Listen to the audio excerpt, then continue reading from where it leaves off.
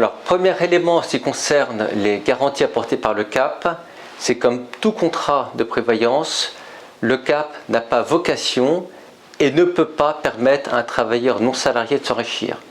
Donc par définition, le revenu compensatoire que peut toucher un travailleur non salarié grâce au CAP est limité à 100% du revenu du TNS, que ce revenu soit sous la forme de dividendes ou sous une forme plus classique d'honoraires.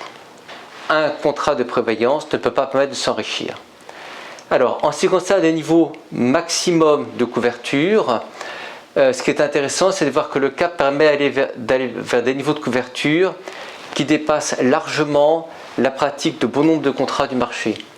Vous savez qu'il y a beaucoup de contrats de prévoyance Madelin qui souvent s'arrêtent aux alentours de 100 à 150 euros d'indemnité journalière par jour. Le CAP, sous réserve bien évidemment de passer la sélection médicale qui peut être éventuellement demandée, le CAP va permettre d'aller, par exemple, jusqu'à des niveaux de 500 euros d'indemnité journalière par jour, voire au-delà. Point important également sur le CAP, c'est la couverture d'essai pour lequel le CAP n'a quasiment pas de limite. Là aussi, il y a naturellement de la sélection médicale, voire financière, par rapport au niveau de capital que vous souhaitez garantir.